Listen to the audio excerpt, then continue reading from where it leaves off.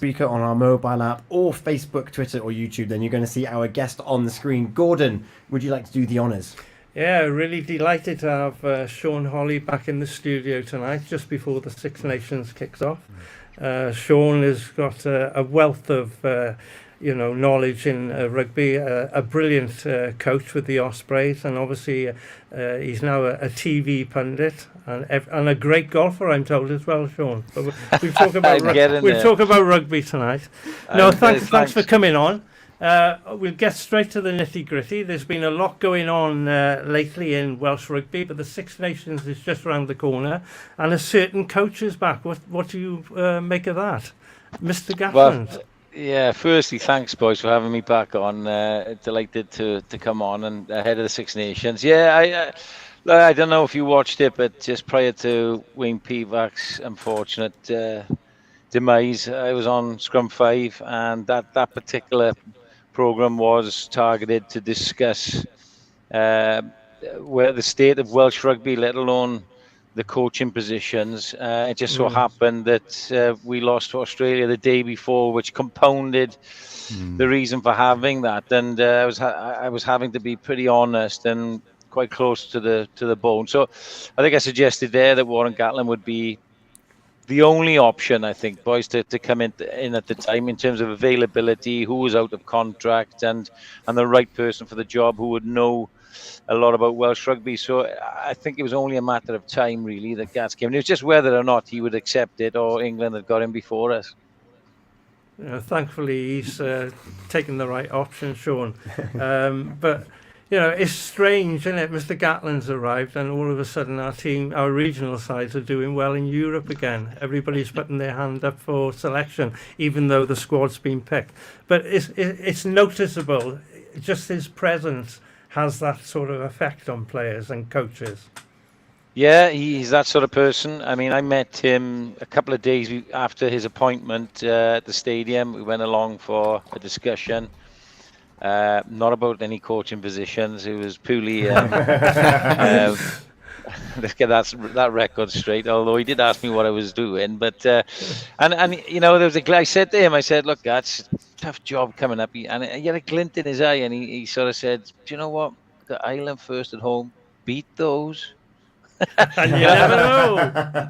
And I started believing again. Then I thought he has that sort of ability, his presence. He's just so matter of fact, isn't he? He's so honest and does what it says in the tin. He's obviously considered his coaching team, and I think he's picked quite an exciting coaching team. I'm really pleased that Jonathan Humphreys and Neil Jenkins had stayed. And there's going to be a freshness about it.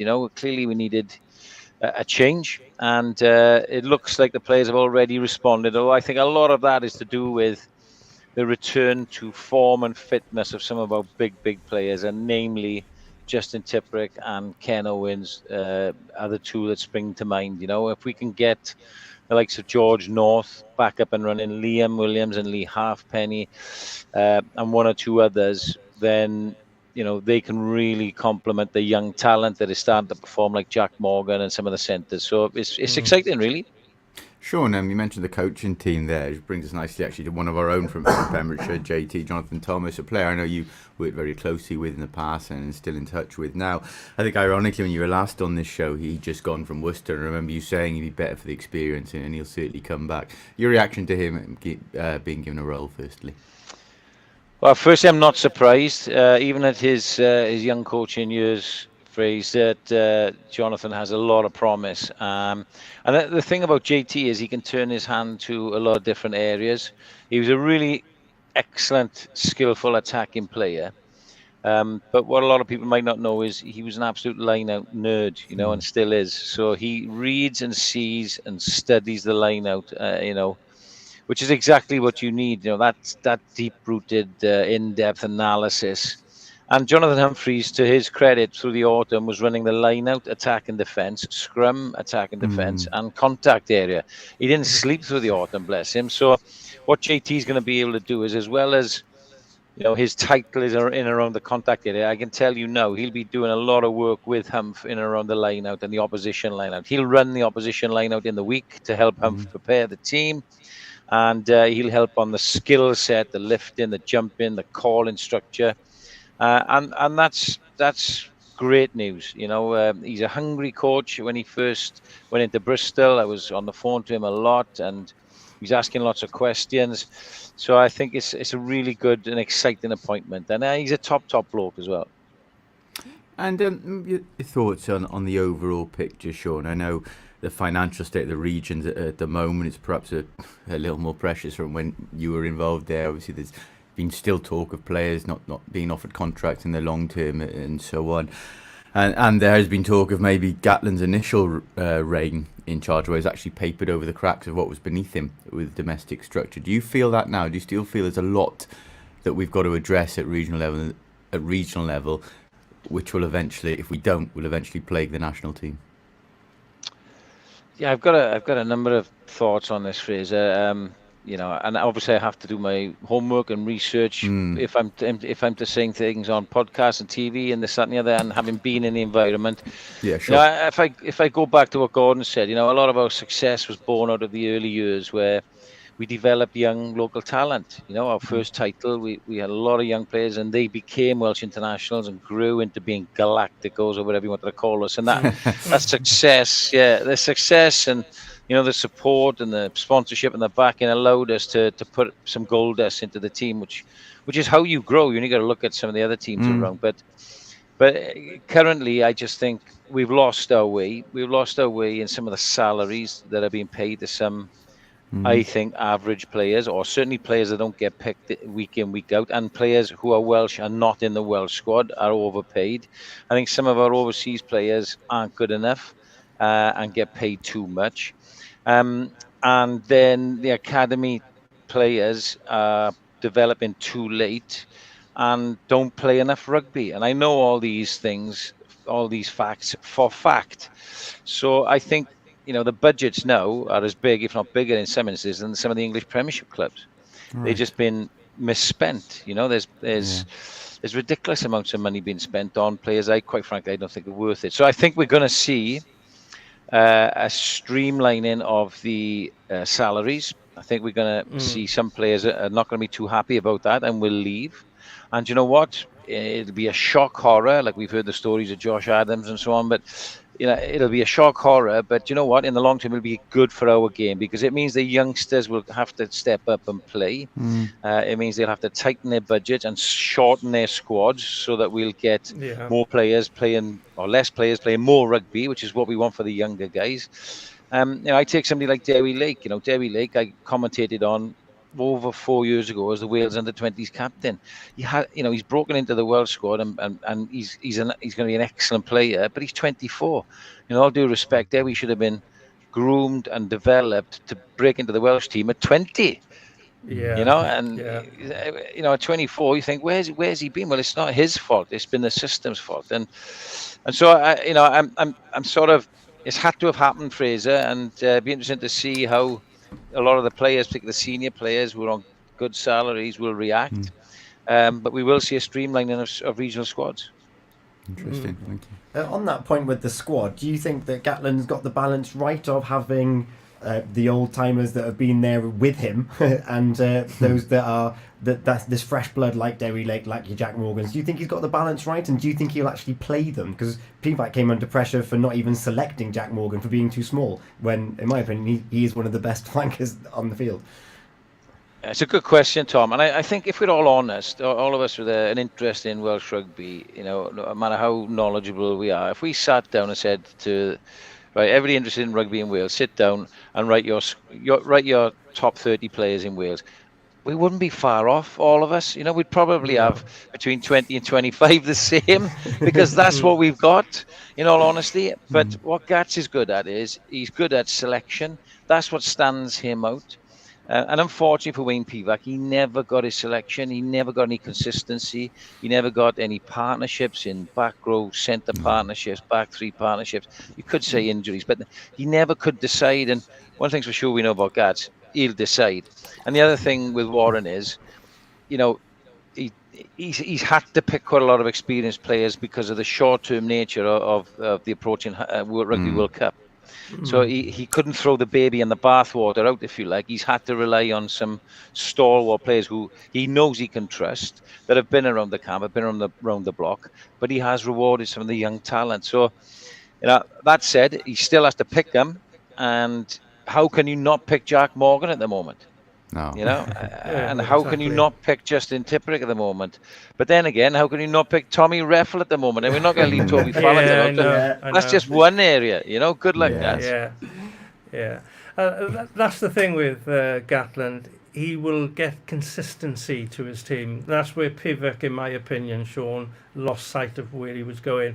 Due to, like you just said, injuries or whatever, it's important that you get the nucleus of a 15 playing international rugby together. And he didn't do that. But Gatland will certainly do that. I know he will, as you just pointed out. I'm going to go a little step further now, Sean. Let's go outside Wales. There is a Six Nations competition going on. Ireland are the favourites. England just got rid of their coach. Scotland, they're not going too badly either, to be fair. And then we got France as well, the possible favourites. Where do you think the Six Nations is going this season? That's the $64,000 question, Gordon, isn't it? And do you know what? Again, that's the beauty of the Six Nations, because after round one, it doesn't matter how much we discuss this and I give you my predictions. After round one, it genuinely could all change. Now, I was really quite happy with Eddie Jones being in charge of England, because he's similar to have a similar disease to Wayne Pivac. He couldn't pick a team either. But having worked a little bit with Steve Borthwick, then unfortunately he's going to get it right with Kevin Sinfield there and Nick Evans.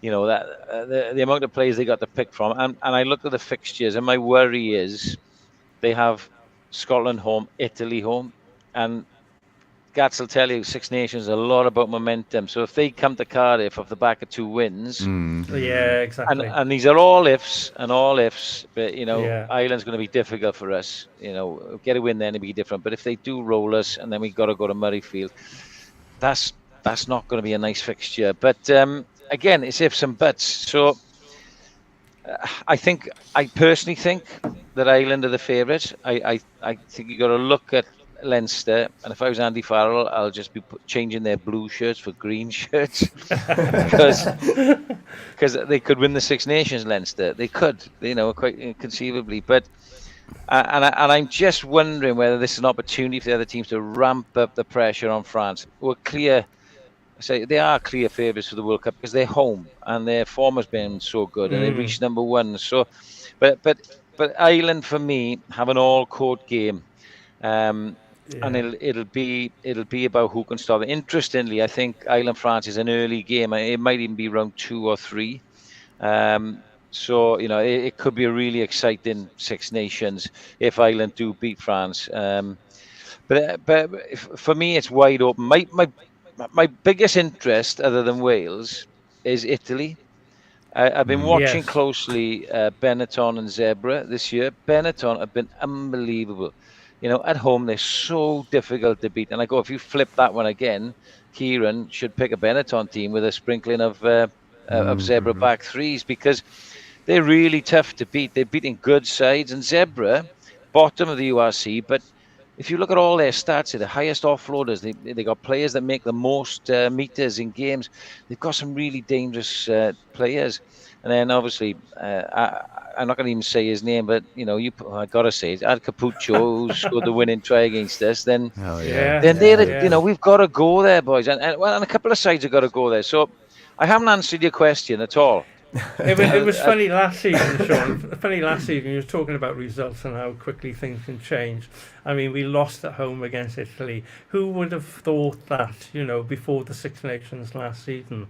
And we were talking about possibly we were questioning their inclusion. We were. Yeah, that's what I was just going to go on about, Fraser. We were questioning whether they should be in the competition, and they went and done that to us. Mm-hmm. And then Georgia beat us.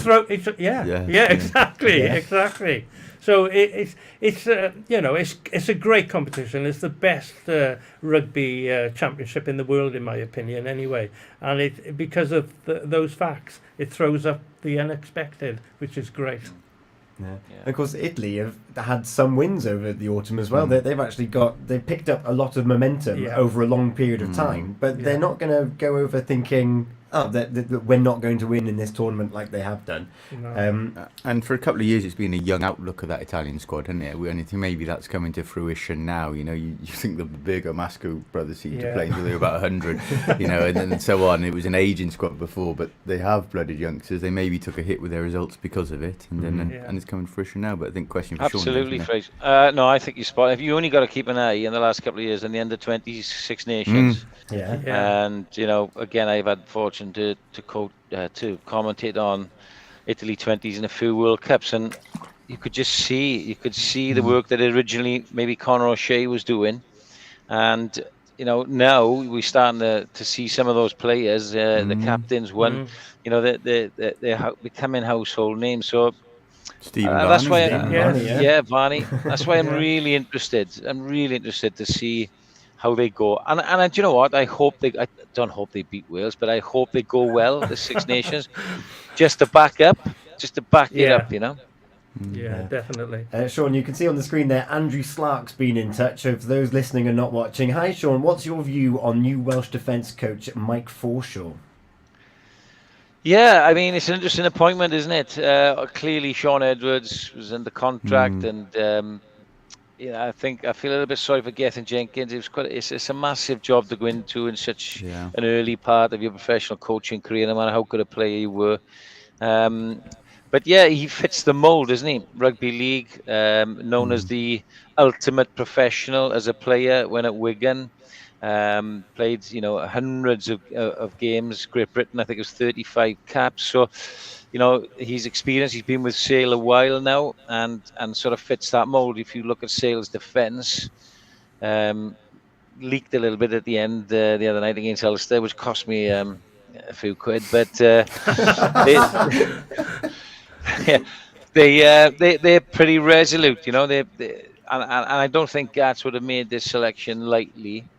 He will want aggressive defence. He'll want some line speed. He'll want aggressive over the ball, and Mike can bring that. So, big step up for him too, mind, as experienced as he is. But with Gats there, and John Humphreys and Neil Jenkins, some experience there, then I'm sure he'll be fine. Yeah, and another another coaching appointment that didn't happen. Scott Quinnell's made some comments on BBC Radio Wales is Rob Howley and the fact that Warren Gatland wasn't allowed that. Well, do you have any view or opinion on that? No comment. I have an opinion. I think Rob was an excellent coach. He and I were perhaps vying for that position at one point, and Gats, having worked with him at Wasps, that was probably the end of my international career for a while. but I think Rob's an excellent coach. Personally, I think he's done his time. I think we all make mistakes, and I probably would have liked to have seen him back there. But unfortunately, I think the WRU I think Gats has come out and said that they made their stance that maybe not the right thing to do as far as they're concerned in public light. My personal feel is he's made a mistake. He's done his time. I would have welcomed him back. But, Alex King is an inventive coach. He's been in the Welsh camp before. So, maybe Gats aside, it isn't good to go back, for other reasons. And, we've just got to push on now. But Rob, I'm pretty sure, will be back in the Welsh game, where I don't know, pretty soon. Okay.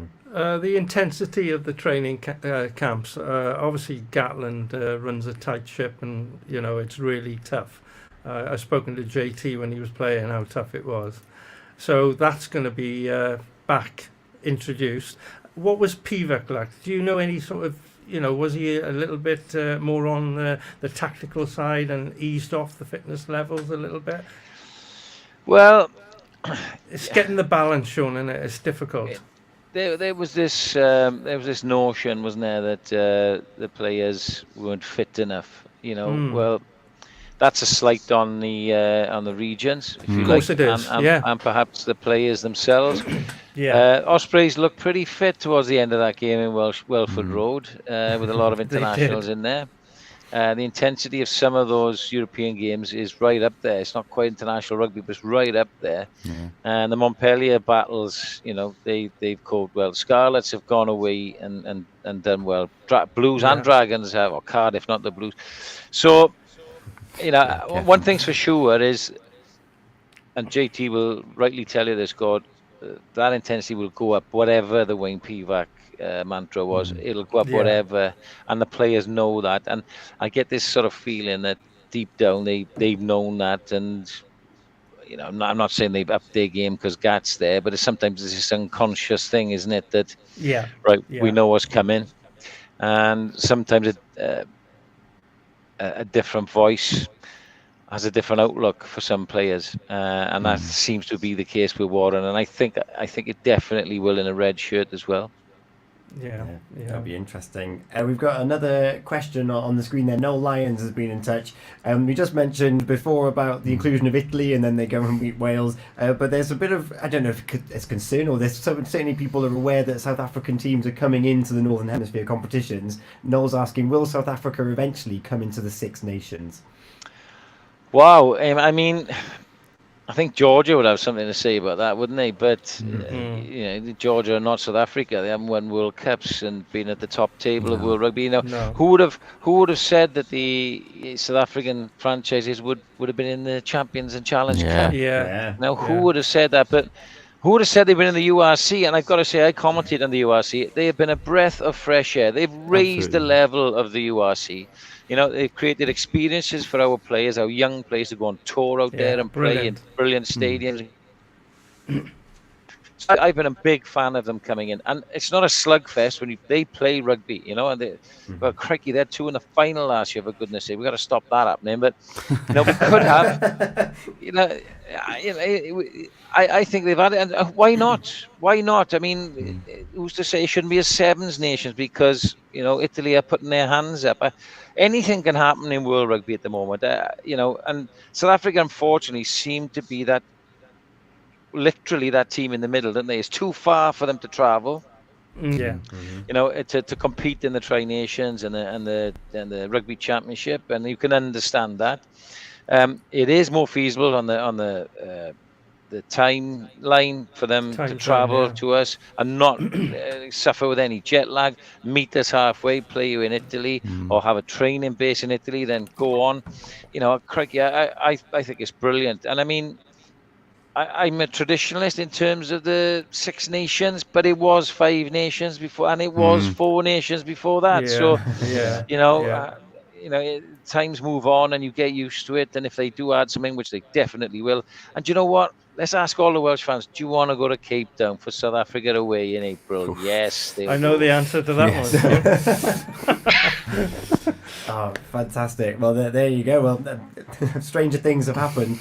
We're coming to the end, actually, Sean. So I think the big question, which I'm sure Gordon was probably going to ask at some point, who's going to win the Six Nations? He said Ireland, mate. Well, do you know what? I'll go for Ireland. It's the obvious choice. I will go for Ireland, but I think they'll only win it if they beat France at home. Quite early in the tournament. I think they've got England away, haven't they? And I think I can't remember off the top of my head, but a lot will depend on how England start. If England go bang, bang, bang, which they could do when Scotland, Italy home, Wales away, I'd like to think we'd beat England. I'm pretty sure the boys by then, round 3, will beat England. So that puts them out of it. Me saying Ireland will win it means we are probably out of it because they will potentially beat us at home. So I'm putting it all on that Ireland and France, like most pundits will, I should imagine. They're the 2 favourites. They're the informed sides. They have the biggest squads. Sorry, Sean, just moving away from rugby as well to finish off. I think we mentioned Johnny G, one of our own, another one from Crymych, Ifan Phillips, who, harrowing situation. He's been very courageous since, and I gather you're involved in a golf day with him coming up. If you just want to let viewers know about that. Yeah, thanks, Fraser. Like, he's dealing with it really positively. I'm part of a company called Great Days Golf, a golf events and travel company.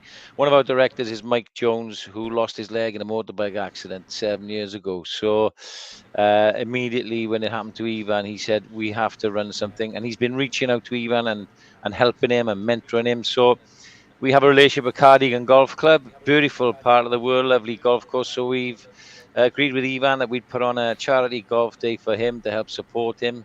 There's only 5 teams left, Fraser. It's on the 7th of July, and that's down at Cardigan Golf Club. If you want to grab one of the 5 teams that are left, it's just go to www.greatdaysgolf.com.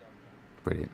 Thank you, Sean. Thank you very much. Now, it's usually at this point that we would dip out, have a little break, but there's only a couple of minutes left. So, Sean, thank you so much for your time. I'm going to take you off the screen and we're going to talk indoor cricket because it's finals day here in Neyland. So, Sean, thank you so much for your time. My pleasure. And yeah, it's been fantastic to get your insight, and yeah, looking forward to a fantastic Six Nations ahead. So many changes, it's going to be brilliant. Good to see you all again, boys. Good luck with the show, and hello everybody down there. One of my favorite, get down to Aberystwyth and see Finton. Yes. Get in the sea. There you go. Thank you so much. That. All the best, Sean. All the best, Sean. Take care. There you go. Sean Holley there joining us to talk rugby, Wales, Six Nations. It's fantastic. But we do only have a few minutes left, actually. Fraser, I know that you've had one eye on the Neyland Community Hub, the indoor cricket finals. What's been going on? Yeah, we got the final here now. Neyland have finished their first innings. Neyland A on 120 for 4. A good score, not an insurmountable one. You've got to remember it's 12 overs in these final, not 10.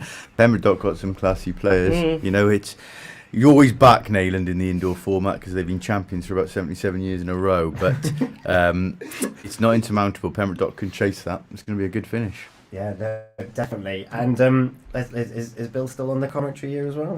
He'll still be talking. There you go. Look, there's a live feed into the community hub for you there, which is always good fun. And then we asked Sean, we ended up asking him twice, sorry about that, Gordon. But Sean, who are you backing for the Six Nations? I haven't got a clue who's going to win it. I so really don't. Put me on the spot. It could be France, it could be England, it could be Wales. That's the beauty of the Six Nations. So I'm really confused about this one. I'm going to opt out. I can't pick who's going to win. Fraser. I'll say France again. We'll say Gatland walked in 2008 and got a Grand Slam, which was completely against the grain and no one expected. Yeah, I know. If he does it again this time, this would arguably be his greatest ever achievement as well. And Steve Borthwick at England, as good Sean coach. Pointed out, if he gets that fire in, they're very strong England. They could go and do it. Oh, it's going to be a fantastic tournament. All of those nations are so competitive now, and we mentioned Italy there, slowly growing. And Sean, very positive about the improvement of the 2 Italian regions. Yeah, too right. And it's no, players know Gatland's about. They've upped their game. There's no question about it.